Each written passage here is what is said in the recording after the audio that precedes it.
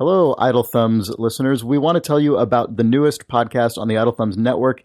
It's called Esports Today, and it's hosted by Rob Zachney of 3 Moves Ahead and Andrew Groen. It's a brand new show. Their first episode actually went up just last night.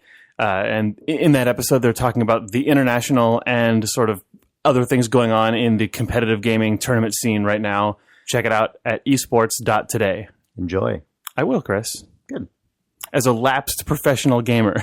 Do you know what it is, Jake? It's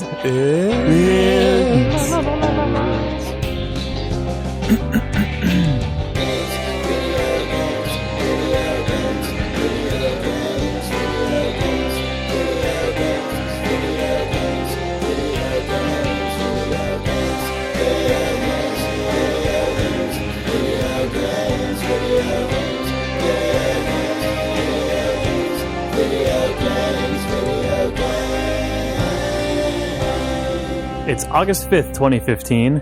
This is Idle Thumbs 222. I'm Chris Remo. I'm Danielle Riendo. I'm Jake Rodkin. And I'm Steve Gaynor. Whoa! Hi. I'm on a pod. Did you guys know Steve was going to be here? Wow. I did know Steve was going to be here, and that's why I made that sound.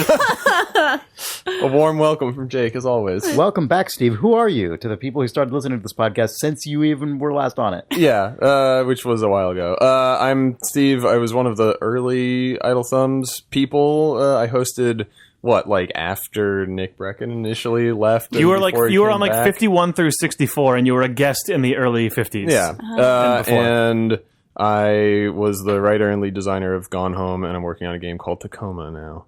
Cool. I was at Tacoma was opposite Firewatch in opposite E3 press conferences this year, battling one another. Yeah, the battle of the walking simulator. The battle of the mid-tier indie. It's true. Mid-tier indie is a more genericized way of saying a walking simulator. There you go. Well, welcome back, Scoops. Thanks. Welcome back. I'm always excited to be on a podcast with you, Steve. Well, thank you, Danielle. Yeah, it's a lot of fun. There won't be that many more opportunities to do so because you are going to escape to a different coast, sadly. I'll still be around. Okay, good. Danielle never leaves. I'm like an unpleasant odor or a ghost. I'm always around. Right? Everybody? Yes. Well, we played the same game this week. And we should totally talk about it. All right. What game was that? I played the Swindle, which is a roguelike platformer stealth game in 2D where you play as a number of little thieves who come down from an airship. This is a cyberpunk meets steampunk. I like the description that you play as a number of thieves. You play as any number of play thieves. As several thieves. Technically true. I believe it. Yeah, you have 100 days in game, so basically 100 separate heists to go into residences and hack. I suppose they are sort of futuristic little safes. They're computers. I guess they're computers they're with Steam money computers. in them. Yes, Steam computers make a lot of money, go back up to your cyberpunk airship. Are they like Linux boxes that play games from Valve's digital distribution Perhaps service? they are. Maybe that's what's really going on Some here. sort of Steam box? Yeah, that's a Steam box. That's interesting that you say a cross between cyberpunk and steampunk, because I feel like it's just a steampunk It's much more game. steampunk, but it has hacking in it, Yeah. and it sort of has computers and robots, and it's But can't steampunk stuff have steam computers in it? It can. Okay. It sure can. That's how Hacking, the developers though? Is have... hacking a steampunk thing? Well... This turned into a bad podcast. Well... This is a different Which podcast. elements are cyberpunk and which are steampunk? You know what? Technically... The developers of this game actually call it cybercrime steampunk. So there's cyber in it, but you're right. It's not actually cyberpunk. So there's steam-powered things, and there are computers, and you hack them. Is there a Disney genre punk called game? punk that's like punk musicians, but they glue a gear to their guitar? There should be. They glue some like Legos to their ears. Yeah, that'd be cool. sort of. It sounds edgy. I don't know why this doesn't happen often. It's kind of a cool game. I think it's actually a little difficult for its own good. It's a little hard to kind of get into at first until you start getting into sort of the gameplay loop of do the heist, get a whole bunch of money, then go back to your airship and make your upgrades and do that kind of thing. In that way, it's almost a little bit Rogue Legacy. It which seems I way dug that more part. of like a rogue legacy thing than a traditional roguelike that's Yeah. just like you hardly bank anything. You just like, because Spelunky is like, nope, you start a new game and a You're new game's a done. new game. It's like Yep. you never played the game before. Well, I mean, except for unlocking the whatever portals to the different worlds. But I mean, aside from that, Not available in daily challenges. The only way to Hardly play. a true feature of that game. but yeah, this is way more about like you have your little guy and they either do a heist or die on the heist, and then you go back and you upgrade a bunch of abilities I and remember powers and hearing that stuff. even if your thief dies, you lose anything from that heist except any upgrades port back up to your ship and Right. just get affixed to the new Right. to your new thief. Yeah, well, you don't get upgrades in level. The upgrades only happen in your airship. Okay, so but any in between game stuff stays on that sort of meta layer and doesn't die with your character. Right. Exactly. Yeah, it stays in your airship. Yeah, That's how and- they sort of make it metaphor. I think that's the way it's very Rogue Legacy-ish, because it's more, I mean, and that I feel like that was one of the big criticisms of Rogue Legacy, and I feel it's kind of the same here, is it feels way grindier in a lot of ways. You're just like, oh, okay, I'll go in, I'll grab some money, stuff seems like it's getting hard, I'll just go bank it and upgrade, and it's really more about just increasing your stats over time than like what I feel like is kind of a Have you core actually roguelike experience. got through 100 days? I mean, not No, that I I'm not haven't. saying that as like I don't want to be the person who's like, have you actually played into hour 70 No of this one, game? no one on Idle Thumbs would ask any kind of question like that. No, well, I mean, just The bigger problem would be, have you guys played this game at all? Yeah, no, that sounds a lot more familiar. I've to me. been meaning to play this game because I like the Sci-Fi Yeah. games. Like they've made a lot of adventure games in the past, the Ben and Dan series. But I'm asking only in just No, like I have not how gotten very achievable far into is it. endgame unless you press your luck really hard and stay inside of the heist. Yeah. Because the general shtick that just the aesthetics of this game, it looks like a sort of Mark of the Ninja-esque 2D stealth game, Yeah. but with random roll destructible Yeah. environments like you'd see in Spelunky. Mark of the Ninja is a good reference point that I hadn't thought of before, as far as like the mechanics, like wall jumping and 2D stealth and all that kind of stuff. Yeah, it feels like the moment-to-moment gameplay. Whenever you're not sort of upgrading your little thief, it feels so much like that. Yeah, and it's cool and it's kind of cute. It almost every in the early stages, all your sort of enemies are little robots that you hit with your little, whatever stick. your little stick that you have, and it's Your actually blackjack. has kind of a lot of personality to Yeah. it, and it's pretty as well. I love the art. I mean, Yeah. especially the character art. Like It's your great, thief yeah. is really just nice looking. It has a really unique art style that I haven't really seen anywhere else. I feel like, what is it? It's kind of It's by an illustrator named Michael Furman, who I followed on Twitter for a while, who I knew about because of when I followed like the Double Fine Amnesia Fortnite stuff. He drew portraits of all of the leads for a couple of years on that. Nice. Those are great. Yeah, That's awesome. But Not just the leads, of like of a ton of of us. the I company. got one of those too. It looks like Indie Comics meets Stained Glass or something because Exactly. all the characters have sort of like lead lines inside of yeah, them. and that's what it looks like in the Swindle as well. It reminds me, of kind of like, I don't know, early century illustrations, but in a way that I can't really put my finger on. But there's almost like a paper craftiness to Yeah. it Like too, Art like the way Nouveau or it's something? yeah. Sort of, but like it's also very angular. Like the stained glass thing Right. is a really good thought. Oh yeah, that's so cool looking. Jake just showed me a picture. Yeah. Radio. It's a really it's a radio. It's a really pretty game, and I really dig the core loop. I'm just not very good at it. Yeah. And I sort of feel like it's a little. So this is always one of those weird judgment calls where like I might just suck at this game, or maybe this game is a little difficult and it frustrated me at points, certainly. And I know some other folks have talked about that a bit, but I don't want to like poo-poo the game for being difficult when it's a fairly exacting genre. Like stealth has never been about being super easy or super accessible. So That's such a that's my hard only thing about- with it, really.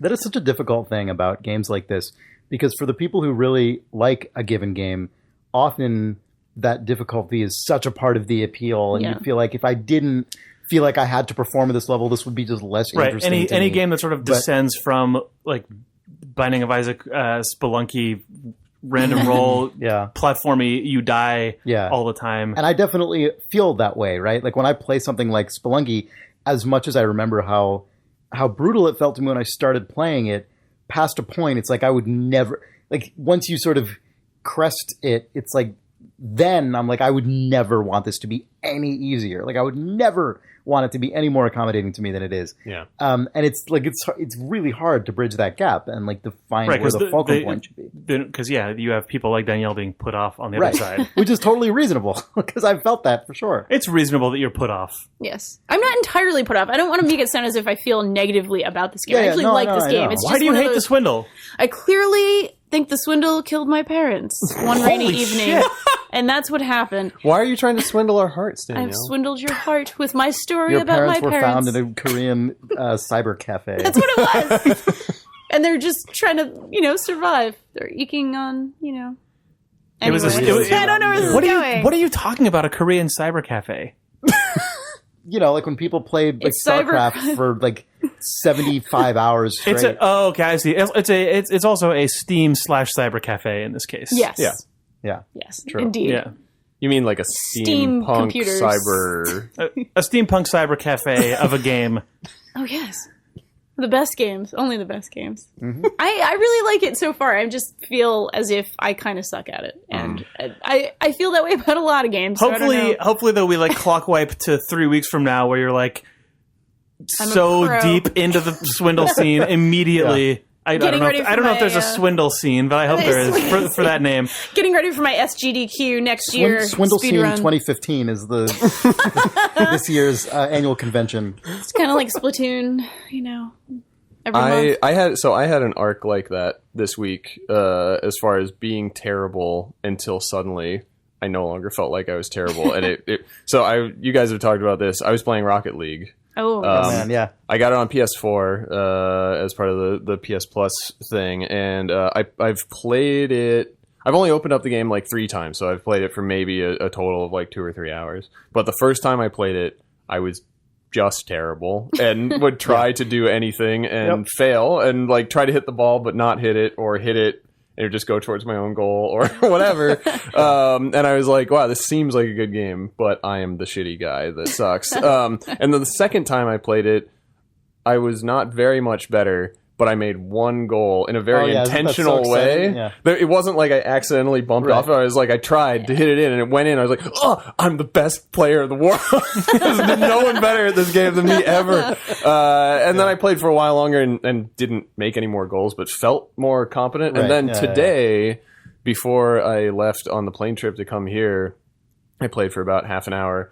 And I scored like 6 goals in 3 games and was MVP in 2 of them. And I was like, wow, you're way better than I am. I was playing in the middle of a weekday morning, so I don't know, maybe the best players weren't playing. I have both like standard and chaos checked, so it'll grab either of those. 3? Standard is 3v3 and chaos, So it just, whichever one it pulls, I either get 3v3 or 4v4 ones. Mm-hmm. Yeah, I think that most of them have been, I feel like most of them have been 4v4 that I've just happened to. That's still the only one I've played, actually. I still and having played it, like from your discussion you had with Nick the other cast, I didn't like, he hadn't played chaos mode at all, right? Yeah, I think he thought it was going to be crazier. Because I don't find chaos mode to be really chaotic at all. It feels balanced and like an actual. It's chaos mode from the perspective of designers who are very excited about how this game is pure when it's 3v3. So 4v4 is ruining it. I mean, it's also from the perspective of Nick Breckon, who tried to explain how to strategize in the game with a whiteboard to his girlfriend. So like a 4th player.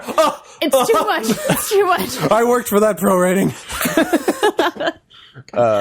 So, I'm looking forward to playing more of it. It's a fucking good game. It's good.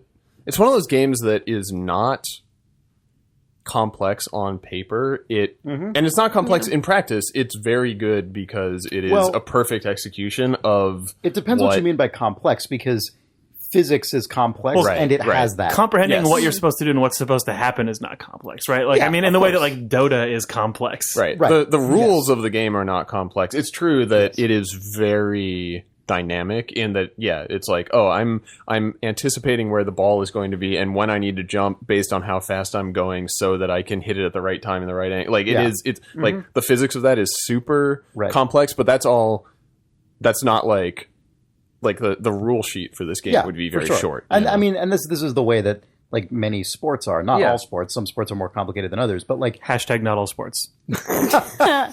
but like soccer, at least the way that people who are not playing in like a professional league play soccer is is in the same general like range of complexity as this. Yeah. And that's what's cool about it, is that you feel like you're basically doing the things that soccer has, but in this like very sort of both accessible and, as you say, very dynamic way. It's really cool. Someone in the forums really intelligently pointed out that the way it feels more like soccer, or the exciting, cool things about soccer more so than playing like a FIFA game, is that you are controlling sort of one character, and sort of your actions are the center of the world when you're doing that cool thing. Yeah. Even though it's a rocket car, it's not. Well, and you're not just controlling one character like you would in FIFA. You are physically embodying this you're not thing God level. in 3D space. You're not just like driving a game piece around, you know. Also, something really good about it being rocket cars and stuff is that, and being totally physics driven, is the additional hilarity of accidental things that can happen. Like I was so when I got a bunch of goals this morning, at least one of them, probably a few of them, were unintentional or only slightly intentional, not the way I meant it, whatever. But the best one was that I didn't realize what had happened until I watched the replay, but I had boosted and was trying to hit the ball, but I missed it by just a little bit, and then another car just ran into me and knocked me into the ball, which went into the goal. Like, that's a good replay. Was it on your team or the? Yeah, it was. Oh, so it was an assist.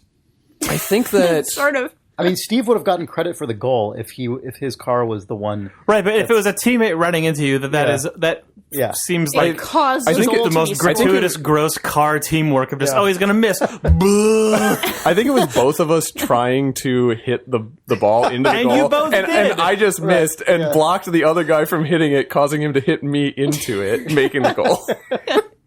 So it's a good game, I guess, is what I'm saying. Yep, accurate, true. That's pretty rad. Yeah. Mm-hmm. I hope that I eventually play it. You should. You can. It's easy. There are definitely some people who have played a lot of it, because I play matches against guys. I mean, because they're good, but also because they have like rainbow money trails as their boost graphics and shit, and like some sort of like king crown on the top of their car. I'm just like, all right, I'm still unlocking like the base car models. You guys have put some hours in. Yep. Bubble guy. The funny thing about the alternate boosts is that they not only are graphic. So the bubble guy that I'm talking about is you can have a boost apparently that's just bubbles come out of the back of your car, like from like a bubble blower, and they don't just change the graphics but also the sound. So a guy boosts past you with the bubbles and just goes and you just hear it go by. Can you get it bubbles like that, or is it like? It's like cartoon like. Can you get a Jetsons sound? Can you get the like? And go by. And it has the little smoke rings coming out from behind it, like a Jetsons car. I wish and hope. Can you get a fart mobile? Oh, perfect. What? Can you? If I hooked up a headset to this game, I would spend the entire time just emitting fart noises through my headset and only have proximity chat on, so that whenever I zoom past someone, they just hear the doppler like. Good. Yeah. Quality fart noises. Nothing like a pitch bend on a fart. Yeah. There is nothing like that, really. I mean, it's true. In real life, you don't really experience that either. It has to be a serious fucking farter going by. Someone moving past you while continuously farting fast enough to perceive a Doppler effect. Yeah. It's true. In real life, you don't get that often. It's really unfortunate. That's overstating it, maybe. I think life would be better if we had a little more of that. Well, that's why we have video games. Like to bring it to the world of yes, Rocket please. League. Yes, please. Farket League. Yeah, that didn't work. I played other games with lots of farts in them. Really? Oh, really? Oh, shit. Huh? I'm interested. I sure did. Sign me up. I sure Were did. these the rare games? Yes, when I played Rare Replay. So I didn't play... I'm less interested now. Banjo-Kazooie and Banjo-Tooie. And like Conker, was that Conker, there's a lot of farts in Conker. Yeah. They were responsible for Conker's bad fur. I know they were, but I just didn't know if that was in this collection. Oh yes, lots of farts. Battletoads is in there. Battletoads is in there. Battletoads Arcade. Battletoads, I'm all right. I'm listening again. All right, all right. Rash, zits, and pimple. Oh, that's right. Bad. I know that there's nothing about this that's actually strange, but it feels really strange to me that this came out, I assume, on Xbox One. Yeah, in fact, Yeah, today. it's really weird that games that were like developed and published as Nintendo console, like second party, I guess, or first party, really, because they owned Rare. Not a lot first of party exclusives. Some Rare? stuff was Nintendo. Nintendo didn't own Rare. They had a deal with Rare to make games in the that's N64 true. era in particular. But even like Battletoads was Genesis and Okay, never mind. Nintendo platforms. So, yeah, It's just because But you're right about the N64 you're era. saying there's no because they Genesis. pretty much- Steve's making a face like there's not a Sega Battletoads. Okay. Maybe I'm wrong. I was a Nintendo kid. I just don't remember there being. You're right about the N64 Genesis era. version. I don't know if they were owned by them, but that was like they were like the power team for probably right. N64 games. Like they made some of the absolute best, most well-known N64 games. Was a Rare Nintendo compilation, and there are no Donkey Kong games on it. There's no Diddy Kong Racing, which is the sorest disappointment for me on this collection, which is a generally good collection. Why would you expect there to be that? No, I don't expect it. I'm saying it. I'm saddest about. You're that saddest about it. not Is being there there because that's a great GoldenEye? game. There's no GoldenEye, but there there is Perfect Dark. Jake, Perfect Dark and Perfect Dark Zero. There was a Sega are on Master it. System game. So the good one and the not good one. System. Which makes Battletoads sense. in Battle Maniacs. Battletoads was 91, Released in I think. 1993 for the SNES and in 1994 for the Sega Master System. Oh, okay. Master That was System, not even that for was the the. Genesis. Also, just regular Battletoads was released for the Genesis. I was gonna say. as well. Really? Yes. Yeah. Crazy. So this collection is 30 Rare games, and it's Unless I'm insane. No, I'm not. Oh, no, you're right. not It was. insane. You're smart. The and internet right. knows all this and is waiting for us to shut the fuck up about and it. so does Jake. I'm pretty sure you're right. Jake he has does. proven that he knew all of it already as well. So I'm sorry, Danielle. What no, is it's the deal okay. with this? I haven't played all of it yet. I played a whole bunch of it. We put up a 3-hour video today of us playing every single one of these games, basically, and rating them from worst to best. The thing that The Conker games are rated worst. Good Conker's pretty low on the list. Yeah, good. What was actually. the absolute worst one, according to you? Perfect Dark Zero. Oh, Not that according to was me. pretty bad. This was like a Polygon. We all Right. sort of voted on this sort of stuff. worse. It's rough. Weren't they making like? So the thing that I was surprised by that I did not know about Rare from this collection is they were making like arcade games in the mid '80s. Yes, like they've been like around Jetpack, forever. I had Solar no idea. Jetman. Yeah, Yeah, I didn't know that they were a solar. Solar Jetman. I remember Solar Jetman from Nintendo Power in like 1987. Totally. Like I did not know Rare was doing that. Yeah, I shit think that the far back. earliest game on the collection is 83, maybe 82. So it's Wow. pretty old. And they were called Ultra Play the Game at that point. But Oh. yep. Oh, yeah, Jake. isn't Isn't that a they good were, name? No. They were called Ultimate Play the Game. Ultimate. Sorry. Oh. Sorry. Yeah, My that was the original apologies. name of That's Rare. extremely good. Ultimate Play the Game. Yep. Yeah, it's a pretty rad collection. That's an epic mega games. That's a yeah. rad Oh, name. name. Yeah. I mean, Good. Rare is an okay name, but So Nintendo, I knew that they owned part of them at least. Nintendo had a 49% stake in Rare.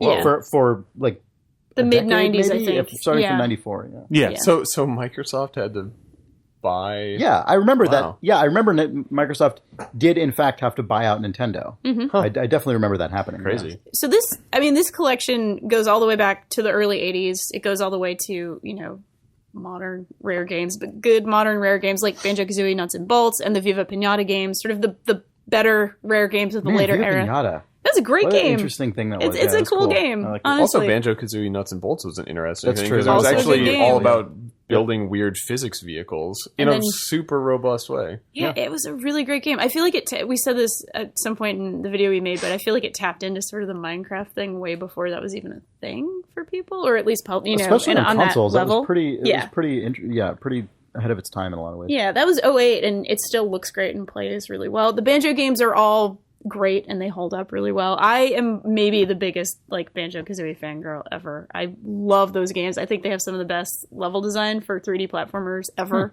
in the universe. I think they're really fun and interesting. And they started actually experimenting with almost like adventure game design, like adventure game structure and adventure game style puzzles in the way the worlds interacted. And I won't go on because this probably isn't interesting to anyone else, but I thought that was really cool. And it's cool to revisit a lot of this stuff. Certainly there are some weaker games in the collection as well. Was the number one game the pause screen from Battletoads? It should have been. Battletoads is actually fairly high up in our list, I think. Here's the cool thing about Rare Replay. Wait, So Rare Replay allows you to actually, in I think any of the games, I could be wrong, but we definitely use this in Battletoads, it allows you to literally rewind a little bit of the action. So if you die, if you eat it and something, which is great for Battletoads, because that game is way too difficult. I really thought you were going to say, this is the crazy thing about Rare Replay. In any game, it allows you to pause and hear the pause theme from Battletoads. That would have been cool. That would be a good feature. Can you rewind when the game itself is paused? Like, does it exist at like a meta layer so that you could then also, does the rewind have like audio effects like when you rewind in Braid or Blinks the Time Sweeper, in which case you could then Braid or Blinks the Time Sweeper. You're screaming about Blinks right here. That is a hilarious, notable other rewind game. Prince of Persia Sands of Time doesn't have like, it doesn't go. No, okay. I'm only asking all these things because then my dream of using the replay feature to do like a bad DJ scratch effect over the Battletoads pause theme could be realized. Man, it took you a second. Yeah, you could totally spin the stupid pause screen. Yeah, that's right. Well, but here's the thing: they released the soundtracks for a bunch of the games on vinyl as part of this. Jake is which like going almost off to certainly find it. means I know that they released the Battletoads They did. Yeah. soundtrack good on Look at vinyl. this. Jake has it on vinyl. Jake and has Does it have He's the showing pause us right screen now. theme? So there's some. They were Rare in combination with I Am 8-Bit released a bunch of albums, and yes, the end of side A is the pause theme. I looked at the record, and I don't think that it's groove locked, which makes me the saddest. Because imagine if your record player's head got to the end of the album and then just looped it forever. It does not, I don't think, but I haven't listened to it yet. However, I have to share what happens when you scratch the DJ. Listen to what happens when you open the Battletoads record. Yes. It's like those annoying birthday cards, but it just plays Battletoads But it's music. great. Also, that's good radio. My That's a good cover and interior flap design. The most amazing Battletoads. thing I ever could have done would have been to foresee What's on the this back? happening and Show me. then to I don't know about that. alter that so when you opened it up, it would have played Captain Zoom. Oh, shit. Oh, my God. Well, Rare Replay. So you played Battletoads. I did. And I played Battletoads Arcade, which is actually shockingly good. A shockingly good mid-90s brawler. Battletoads Arcade was... What I remembered was they did a Battletoads meets Double Dragon crossover. That's a different game. But which yeah. they also had an arcade version of. I didn't play that. Yep. But that sounds pretty amazing, actually. You could choose to be either a Battletoad or a Double Dragon man. So you could be like Pimple or Rash next to a Double Dragon dude. next to Billy or Jimmy Lee. Billy or Bimmy. Yeah. Bimmy, maybe. That's an I don't NES. They had to add a third That's Double an Dragon NES because of the port, 3 Jared. Battletoads. It might have been Bimmy, but I'm not Bimmy. sure. I don't remember for Where's sure. Bimmy? You know. Oh, you mean Bimmy? Yeah. Yeah, Bimmy. Yeah, you can play as him. Oh, yeah. Bimmy. He was a Toad Double Dragon hybrid. Whenever you select Bimmy, it just instantly rewinds to right before you selected Bimmy. I don't know. Rare in that era of like mid to late 90s kind of did all this genre mashing, even though they made games that kind of looked, not exactly similar, but had a similar color palette. Everything was very bright and friendly and sort of big googly eyes and, all sorts of weird, goofy character designs that looked very child friendly, but they did a ton of actual, like in terms of the mechanics, weird, interesting experimentation within those games. So I dig it a lot. The pinnacle of which was Conker's Bad Fur Day. Oh, Conker. Good old Conker. He was having a bad fur day. He was. I could sing the whole Great Mighty Pooh song. Incorrect. I I think she's accurate. When I'm she's being saying serious. So why is Yeah, that? it is correct. Did you play a lot of Conker as a I played child? so much. Well, I was 17. I was Okay. on the edge of I was not a girl, but not yet a woman. I played Conker's Bad Fur Day. When I played Conker, Conker was an awakening for young. it really was. There was a giant poop, and there was a squirrel who had I mean, that is Dirty probably jokes. like the one age where it's like perfect. Conker. Yeah, it's actually true. That was kind of perfect for me, especially as someone who has never really left their sort of 13-year-old boy Did phase. they have the actually child-friendly Conker Game Boy sequel? No, it's weird. 12 Tales is not on this collection, and That I'm not is sure why. strange. Because they completely No, owned. it's not. They completely It's super owned not. it, right? You thought they were going to put a Game Boy game on Xbox One? I mean, although certainly the ZX Spectrum games are pretty low res, but they look good on a big screen. They did stuff to them to make them look good. I'm not versed in necessarily what they did to it, but the stuff plays pretty well. It's emulated nicely. What's the weirdest game on there? Actually, the weirdest game is Snake, Rattle, and Roll. Oh, I remember Definitely the weirdest, like, in terms of... Because they were like ball snakes, Yeah, they're like weird ball snakes, and it's an isometric perspective, and there's no We're context. in Rare Replay world. Yeah, we seriously are. We got ball snakes, we got conkers. Yeah. I think we have a break on the horizon. I think that's a great idea. And Rare Replay is a cool thing. How much does this cost? I'm just curious. It's actually relatively inexpensive. It's $30. Okay. For how many games? Like for 30. Yeah. That's their cool. shtick. 30 games, 30 years, $30. There you go. Oh, wow. Wow. Let's take a break. Wow. Ball snakes. Wow. Ball snakes. Ball snakes. This episode is brought to you by Ball snakes. Video game. This episode of Idle Thumbs is brought to you by NatureBox, a delicious and very convenient snack subscription service that will send all kinds of delicious treats right to your home or office. If you go to naturebox.com/thumbs, your first NatureBox is on us or on them. It's at naturebox.com/thumbs. Don't ask who's paying for it.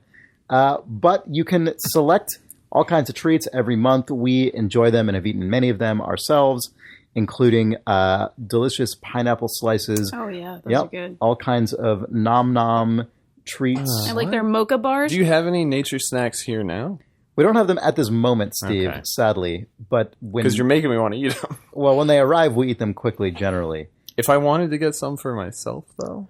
You'd go to naturebox.com/thumbs and get a whole nature box just for you. Wow. And for Nick Breckon. I'm Nick Breckon. Nick Breckon has a NatureBox subscription, so Sure does. just a little identity theft and it's yours. NatureBox.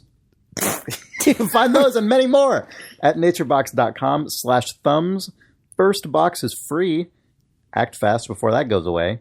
We love them. Video game.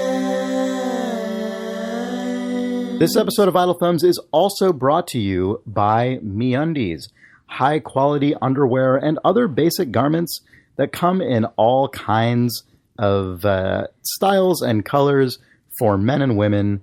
They also have a new line, a new women's collection called All of Me. Whoa. Yeah, a 4-piece women's line of underwear.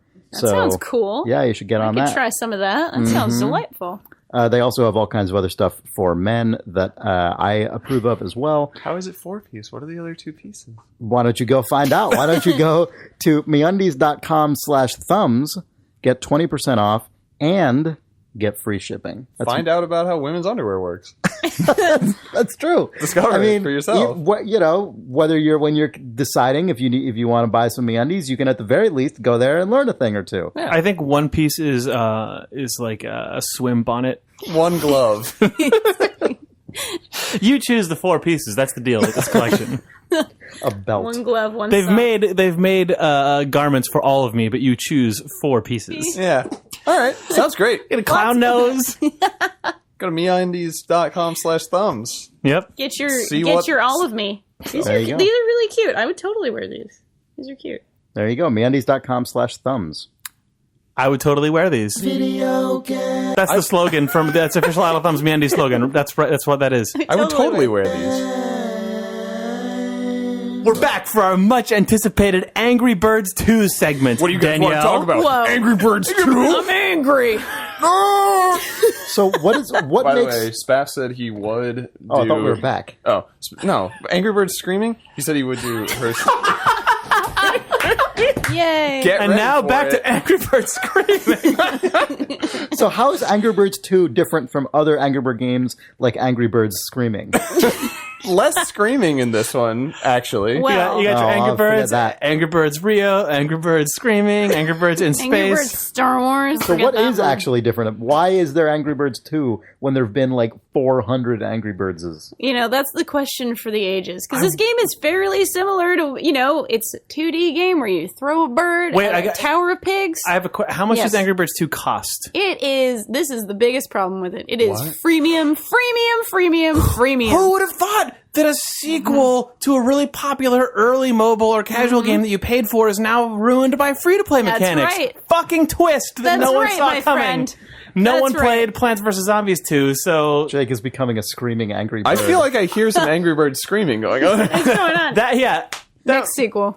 What is bad about it? I mean, I assume that it is bad, but what is bad about What it? sucks about it is that it's obviously it's a very cool game and a well-designed game, and they did add some new things. There are sort of like little spells. You can kind of choose what things to bring into a level now, which I'm pretty sure is a fairly new feature. I only played the original and not any of the sort of I did games too, in actually. between. So there are a few new things going on here, but the freemium stuff absolutely sucks. Like it's really a bummer because this is the kind of game that trial and error is a part of the game. Like you don't necessarily know what little spell you'll need to use or what little bird with what specific properties until you've actually played the stage.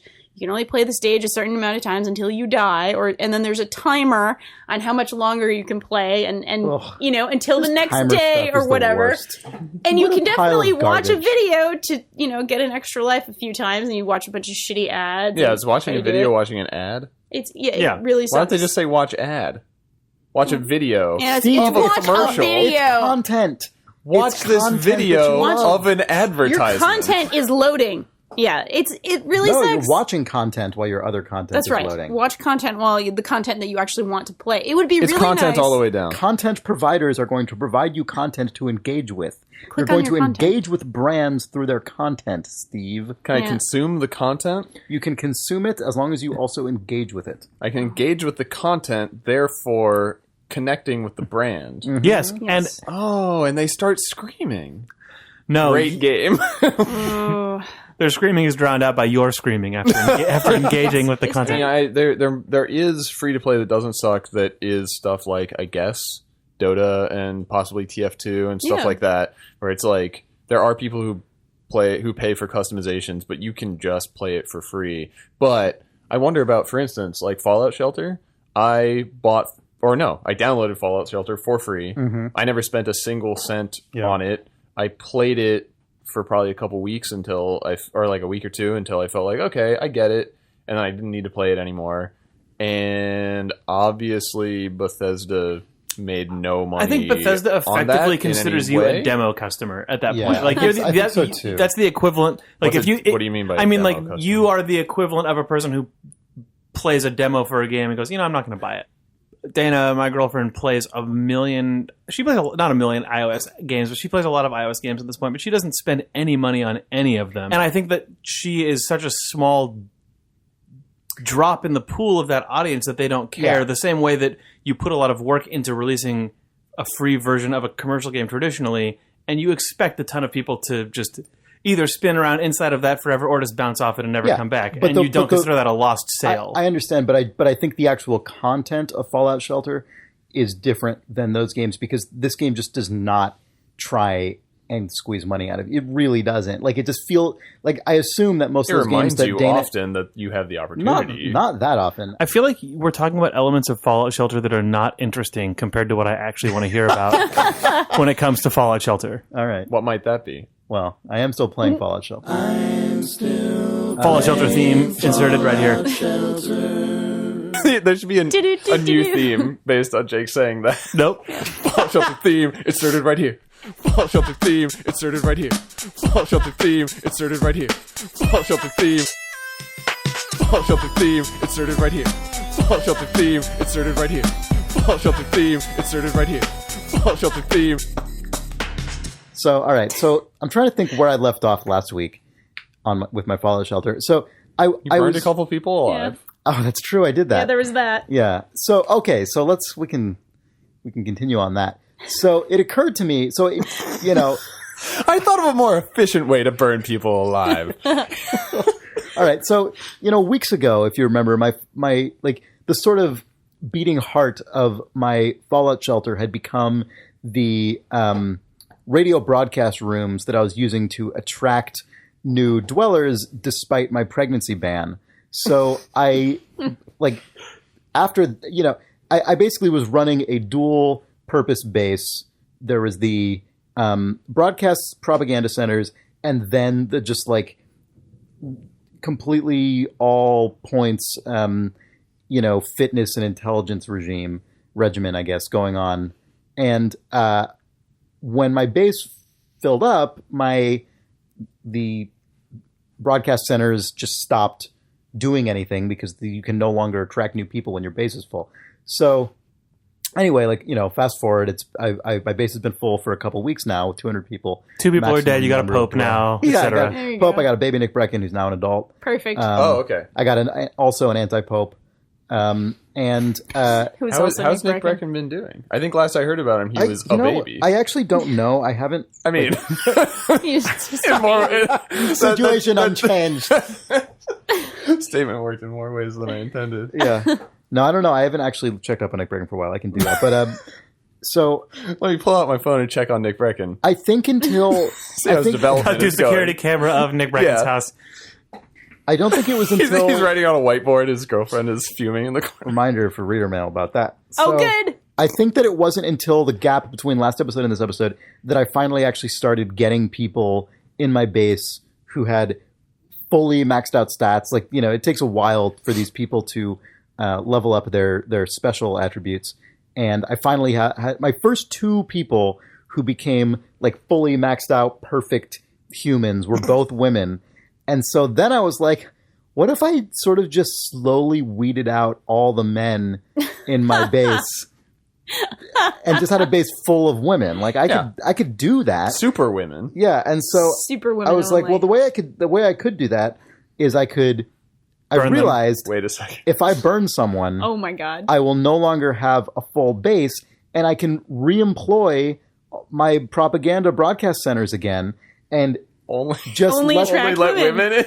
Well, I could just let the line back up, Just whenever a man shows up, burn them. The plan didn't last long because I realized that it only lets you stack up 10 people outside.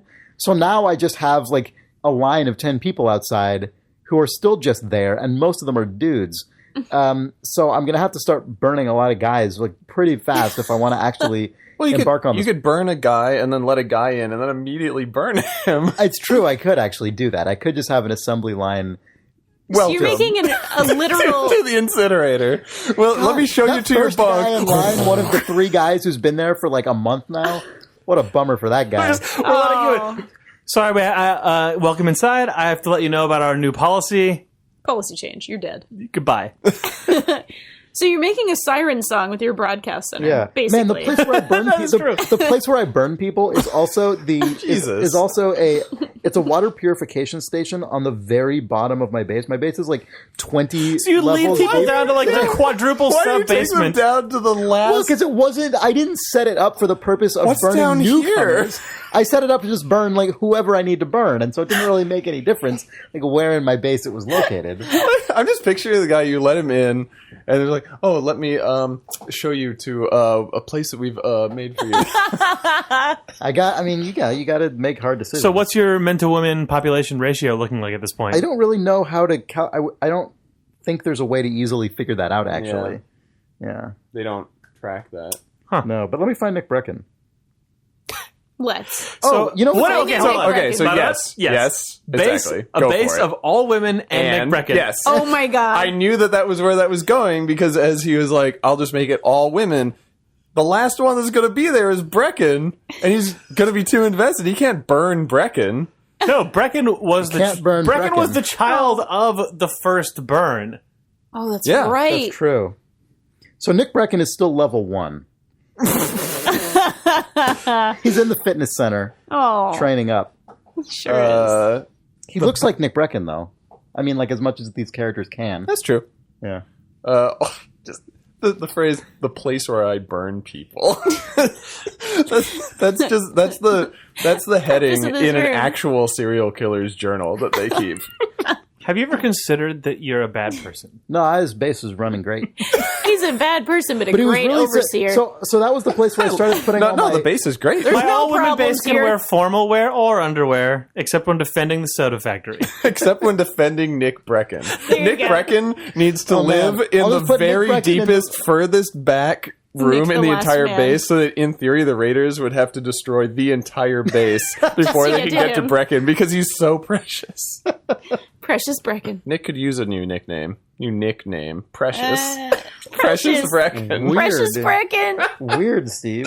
Am I the one that's weird? Yep. Okay.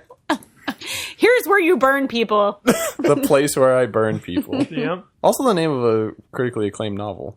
Oh. So anyway, that's what's going on my base this week. So, whenever we segue into reader mail, I do want to hear about whatever this Breckon whiteboard-related email was, but I don't know if we're there yet. Are we there? It's reader mail.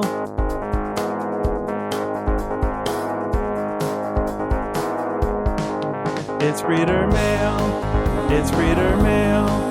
It's reader mail. It's reader mail. It's reader mail. If you have questions for Idle Thumbs, write questions at idlethumbs.net. If you have nicknames for Nick Breckon, write questions at idlethumbs.net. For sweet baby Breckon. If you want your precious Breckon, tweet to @NickBreckon on twitter.com.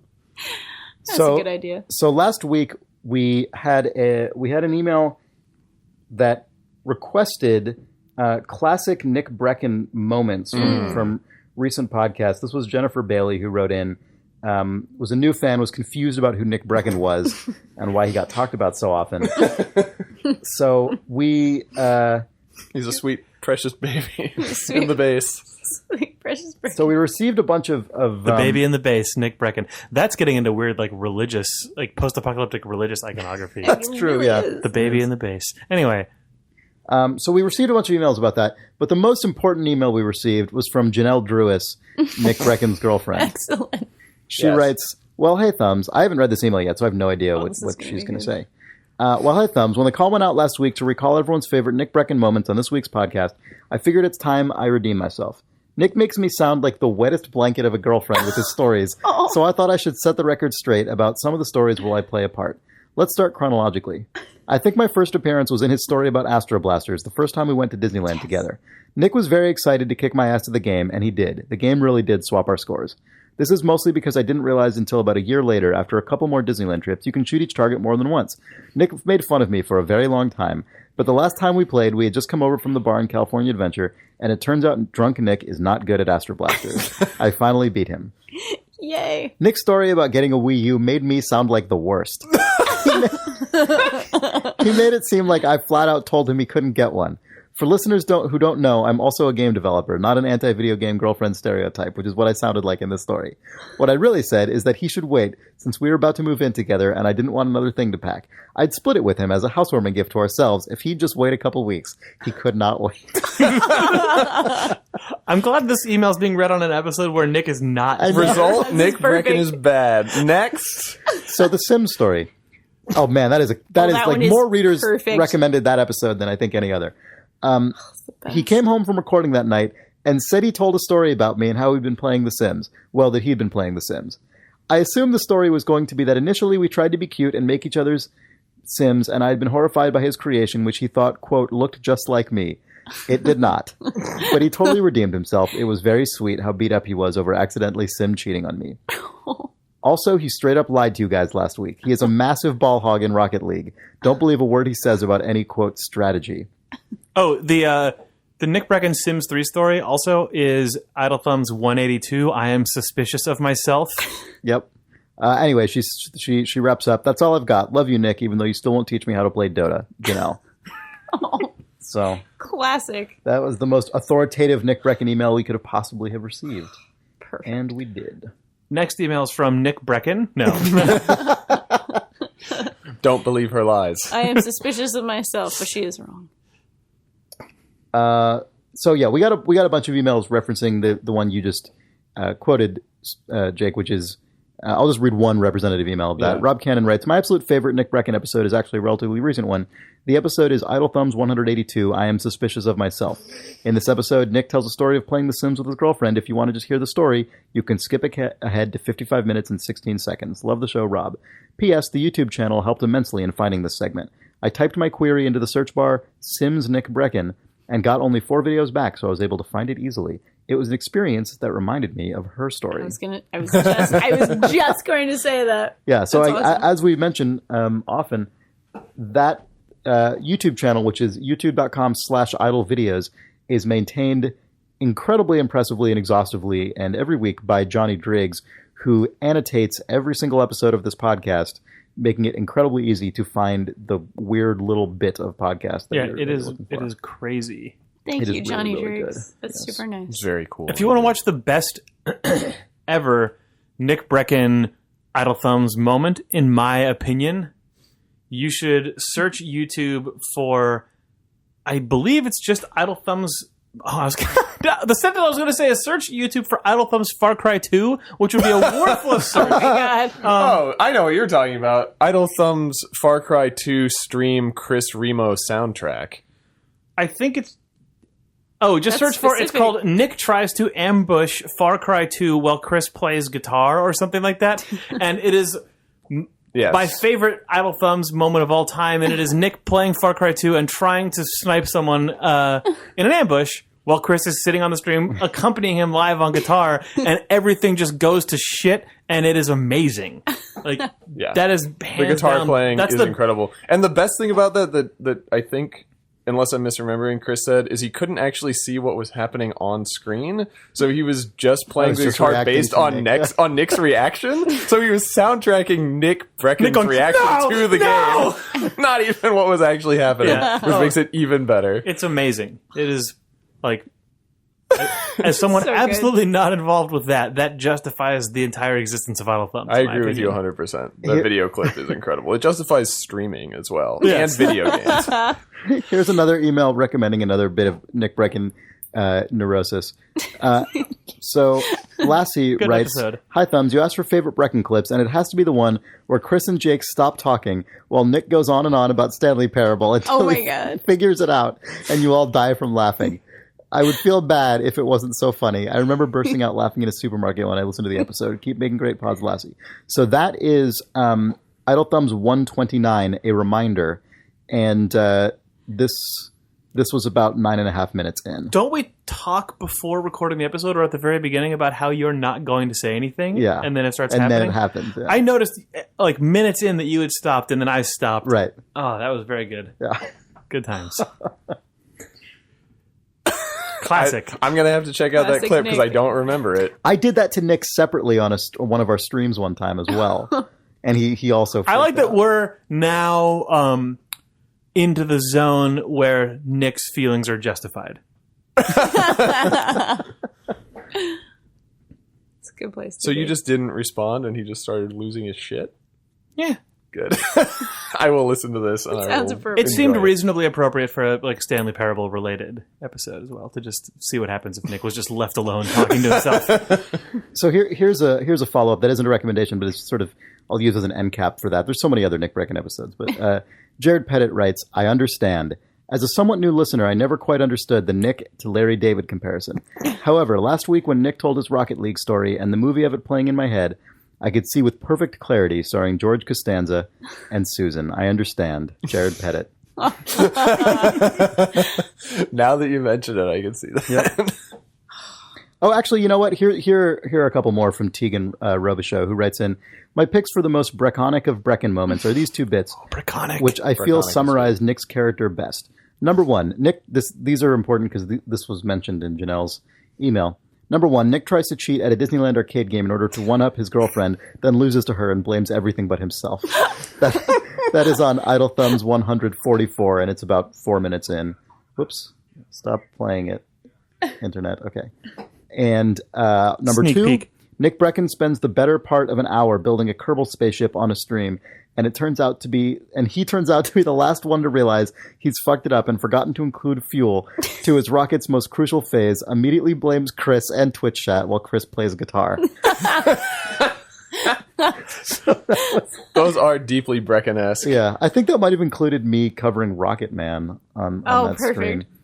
that stream is now blocked. So Breckonic. So this is if you go to the Idle Thumbs Twitch channel, which is twitch.tv/idlethumbs, and search for Kerbal Space Program Moon Attempt, you will find that. Moon attempt.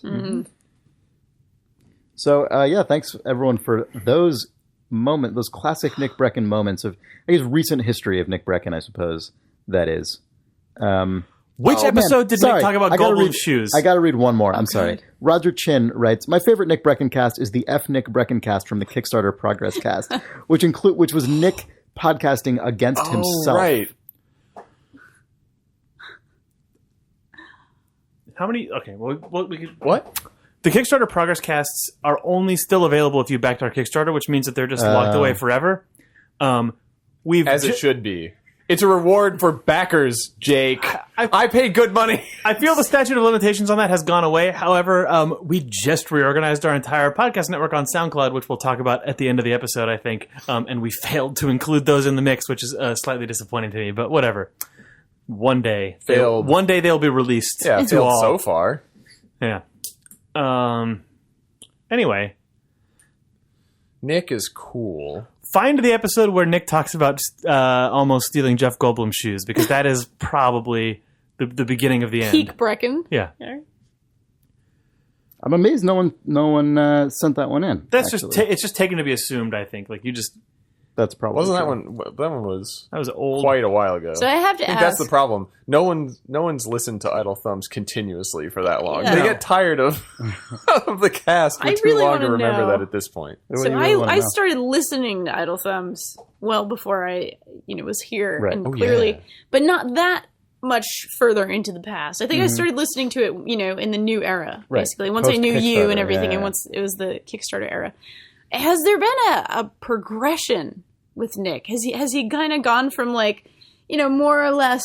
I think Nick has remained constant, but our sort of everything surrounding the way I that see, we I sort see. of present Nick, I think, has changed over time. Because if you go back to Idle Thumbs episode 43, Jeff Gone Goldblum, which was September of 2009, that is when Nick tells the story of being in an airport security line and getting in a conversation with the person in front of him about how Jeff Goldblum is right in front of them and how they could steal his shoes.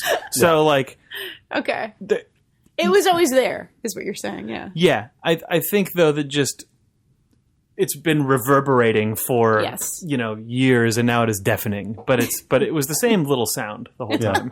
Yeah. Oh, that's perfect.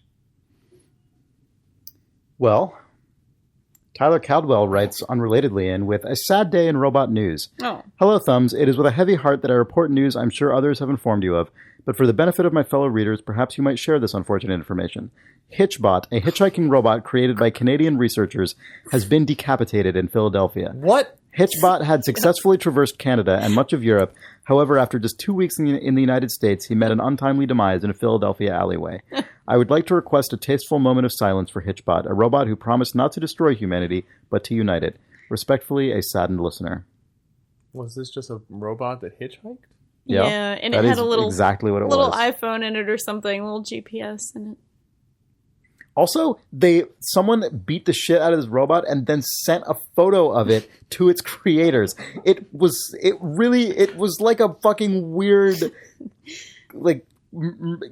blackmail. God, this is terrible. Humanity has failed the test sent to that's us the by thing. the robots. Yeah, that's this it. is- We this have is now the proved inciting it. The incident. robots are justified from this point forward. as far as Skynet they're is allowed. concerned. We Yeah. unprovoked killed one of them immediately. This is just Battlestar not Galactica immediately. begins. So- now. Watch it. Seeing the photo of the destroyed hitchBOT made me feel like how I felt like when I was 8 and I watched Short Circuit. Yeah. And Johnny I felt Five bad is for alive. Johnny Five. That was It's really sad. the end of the second act. Before he got yeah, rebuilt. yeah.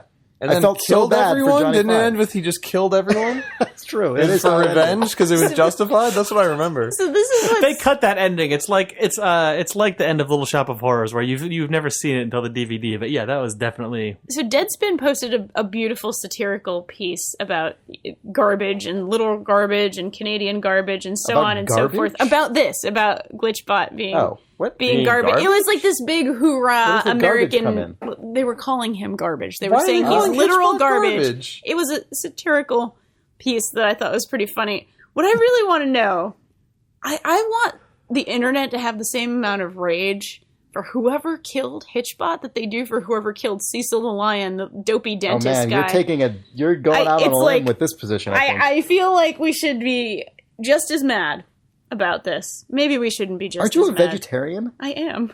That's an impressive moral position to take. But she also doesn't need loves- robots. She loves innocent robots that just want to hitch. I'm just saying. I would say that robot is way more endangered than fucking lions. That's true. It's Correct. extinct That's now. my Only one. stance. Not for There's long. only one. Robots will be self-replicating That- before long. Right, what we don't know is that hitchBOT's kill switch engaged the factory. Yeah. Fast forward God. 3 months from now, literally every highway in the So civilized just- world God, is lined this with does- robots. This just Oh my makes a God. horror movie where someone picks up that robot. It's like, I thought you were dead. Weren't you? Didn't someone kill you? And then just that car cuts a shot of that car just driving off the edge and just like flipping over, and you just hear the radio playing Oh, poor hitchBOT. times 50. Well, I mean, it's like the paperclip story, but with hitchBOTs. There's just like get rides in cars. Right. Like, buy whatever means hitchBOT's necessary. eyes engage and turn a different color, and then the brakes on that car disable, Yeah. and the steering wheel turns 90 degrees. And the radio throws on an ironic tune to frame that person's death. Don't fear the Reaper. Cars Or you could do that one. by Gary Newman. Sure. That works too. I Can't Drive 55 by Sammy Hagar. Maybe it personalizes the choice to each individual person. Find the most ironic song for their car death. There you That's go. the last loving act that robots will ever do to us. We'll I just- cinematically frame our vehicular deaths. I can't get over what this says about our shitty culture. That, like, it got all the way through Canada, it got all the way through Europe, and it was like 5 minutes in America before somebody tore it limb from limb. I think we knew that. Yeah. Yeah. It's just sure. a stark reminder. A very stark, sad reminder. Yeah. It's fine. Someone's doing a Kickstarter It's not to that good. rebuild hitchBOT. And to But- never let it loose in America again. Yeah, exactly. Actually, the most terrible version of the hitchBOT would be if Americans did a Kickstarter to rebuild hitchBOT, and then that Kickstarter was just a scam to steal a bunch of money from people who felt bad for a robot. You're saying this. As the I think that person who hitchBOT burns could people. protect itself if it was armed with a gun like that quadcopter. Yep. Oh, God. What? No. hitchBOT has his own drone. Yeah, the quadcopter follows hitchBOT around It's his just to make sure bodyguard? nothing happens to it. Yeah, well, Europe has a Oh, man, they Kickstarter to canceled build the Kickstarter. hitchBOT. Huh? They canceled canceled what? the No! Oh, I was momentarily excited about the European Kickstarter to build hitchBOT, and then the American one to build it a bot assist armed quadcopter. Oh, my God. But that's fine. Anyway, Kickbot, hitchBOT and Hitch Bodyguard. bodyguard. Yes. Next email, episode end.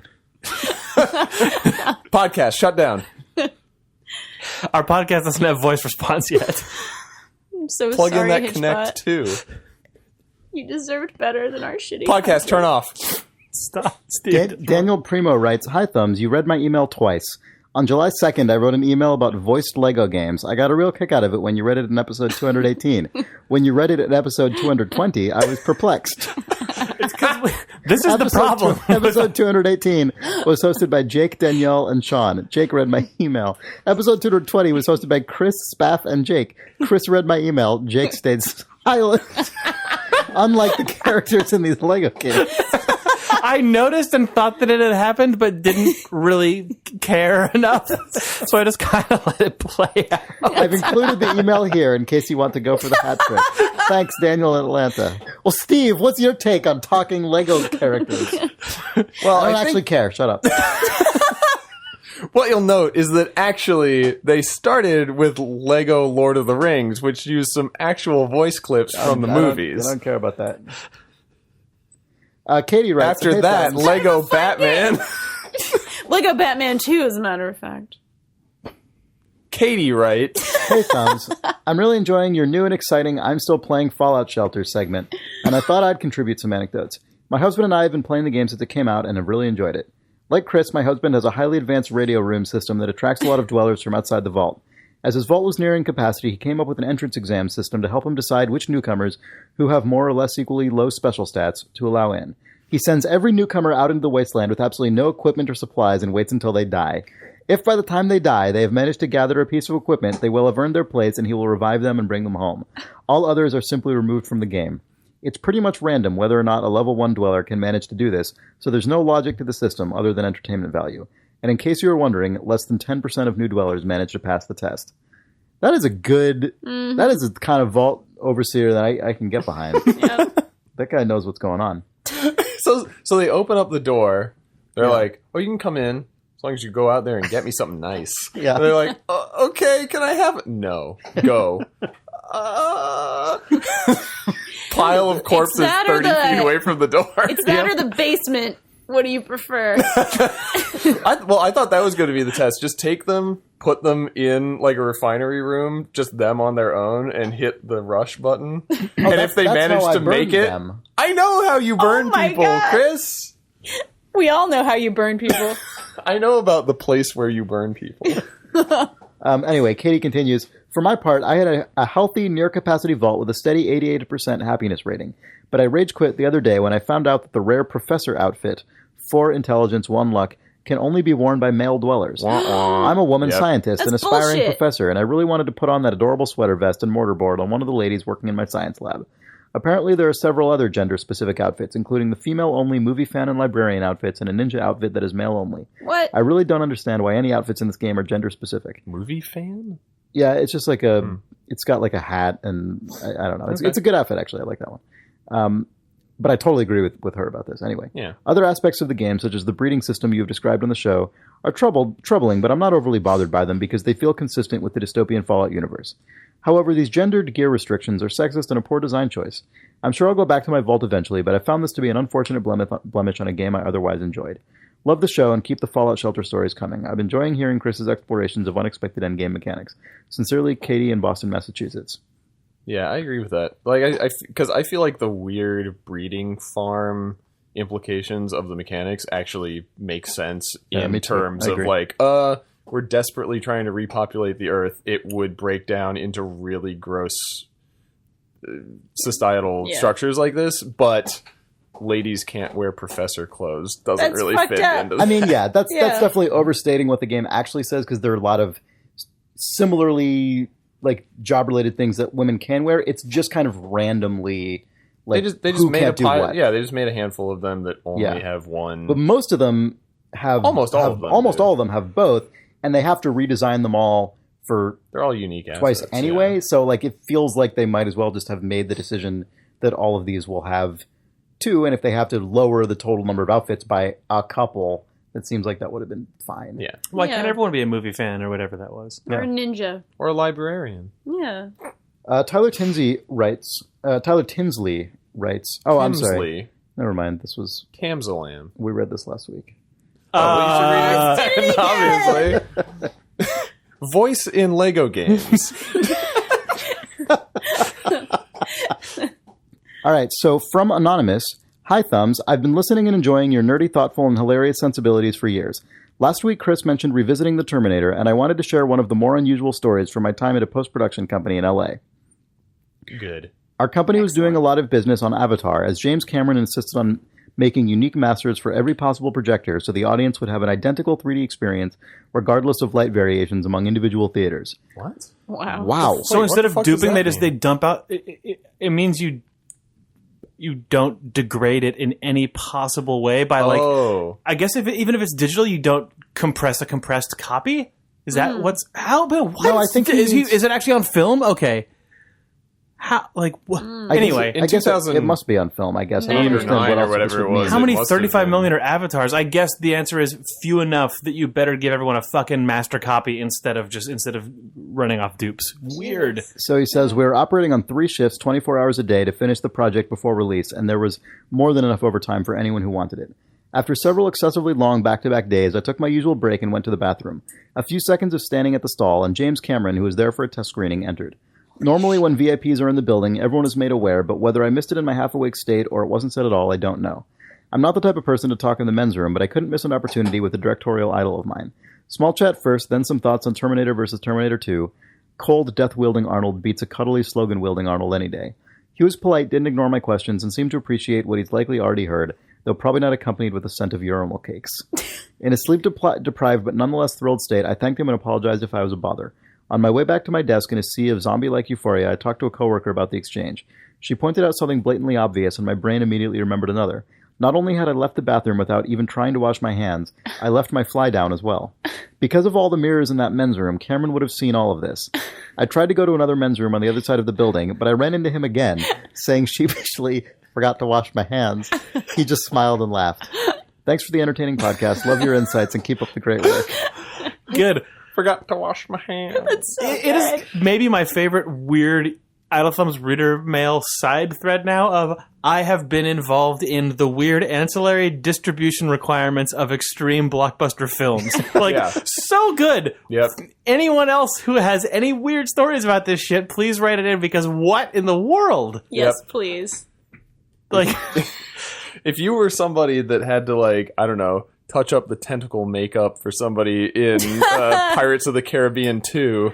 no, You're talking about distro. You're not talking about... if you're the person you're who's talking like, about post-production and they distribution. printed, 400 copies of Pirates of the Caribbean 2, and then I had to hand tint one frame in every copy of Right. the already printed film. Like, that's the story that we need now. Yeah. Like, I had to cut this one frame out of every copy of the thing and splice it back together. Somebody that worked at the place where they make the thousands of cardboard, like, lobby standees of Oh, Johnny God. Depp. My friends and I used to steal those in high school. It was really enjoyable. I mean, everyone's friends probably did. I mean, well, they just let people who work at the theaters take them home when the run is over, generally. Yeah. We just took Also, them. if you did touch up the makeup on a Tentacle Man extra from If you touch the tentacle, yeah. Yeah, I right want to hear about that one too. Questions at idlethumbs.net. If you know the person I who touched up the tentacle. tentacle, please. I touched the tentacle. Oh. Hashtag I touched the tentacle. Oh no. All right, Austin C. writes, "You guys don't know SSX. Damn. I was listening to the podcast a few weeks Shit. ago, and you guys were talking about cell phone menu systems in games, when Jake mentioned that there is one in SSX3.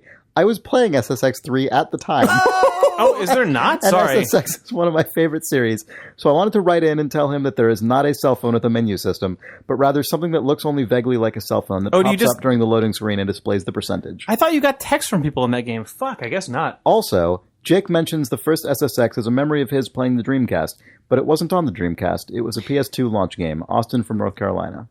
I definitely don't remember saying that I played SSX on the Dreamcast because I played SSX Tricky on the GameCube.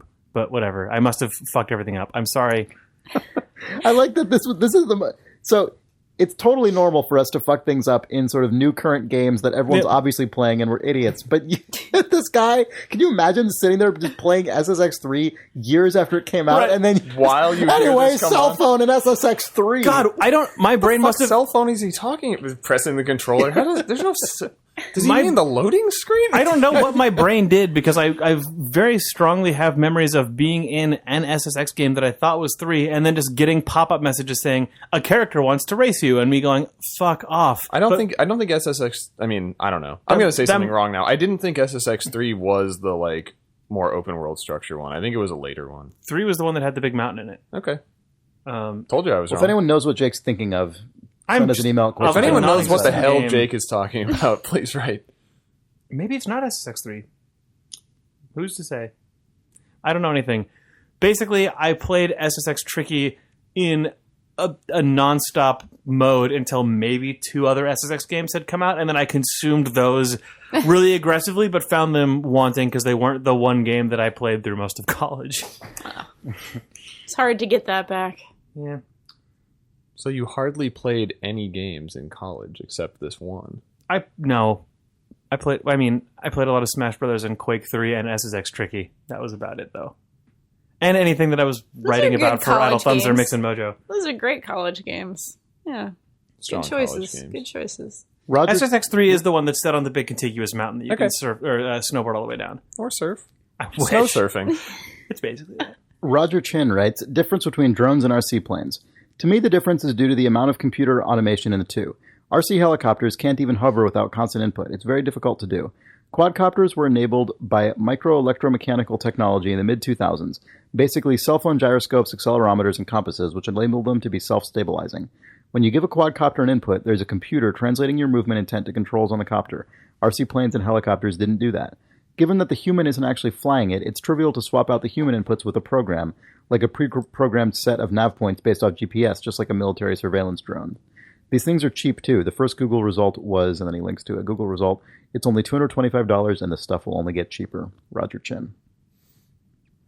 there you go. Yeah. Cool.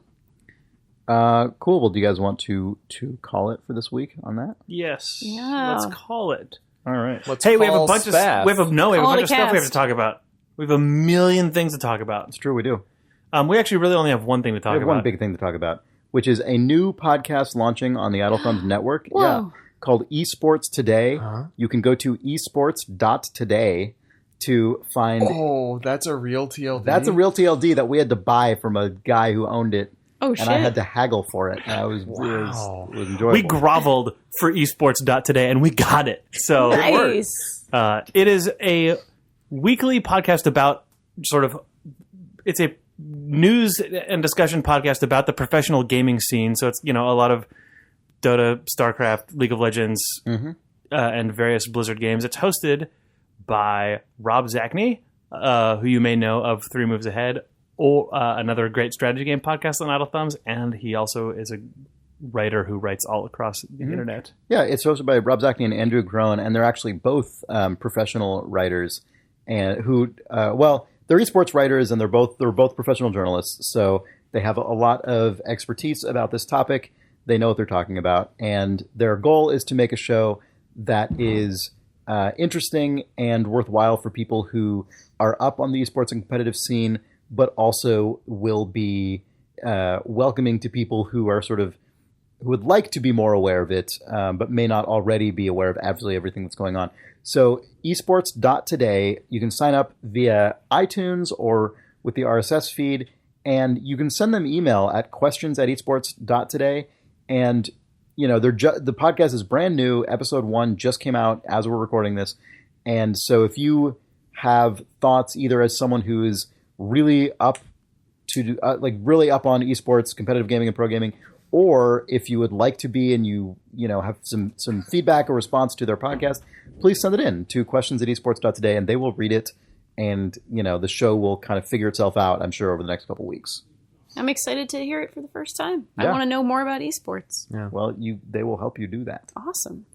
Another important URL update is that idlethumbs.cool now correctly redirects to idlethumbs.net. So update your bookmarks. Always use idlethumbs.cool Excellent.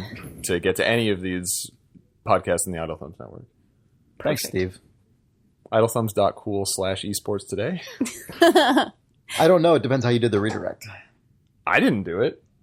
Well, I don't know who did. Oh, shit. If you set up the redirect for idlethumbs.cool to go to idlethumbs.net, write to questions@idlethumbs.cool and see if it goes through. That's probably not going to work. It probably won't. If you're the one that set it up, you'll know does. whether it works. Don't worry about it. idlethumbs.cool/esports today. Check it out. Whether you're a big esports fan or someone who just has a casual interest but wants to stay up to date on what's going on in professional gaming. All right. Fantastic.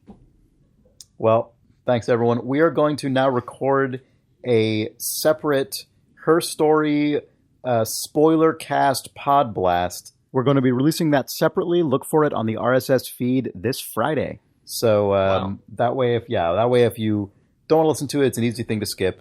And if you do, you can listen to it at your leisure whenever you got some time. Just to avoid anyone falling asleep before this point and waking up while Her Story spoilers are going into their ears. Yep. Unless, of course, your podcast reader of choice is only subscribed to Idle Thumbs, which it should be, and Esports Today. It's fine. I'm leaving now. All right. Bye, everyone. Bye, Jake. Bye, Jake, and everyone.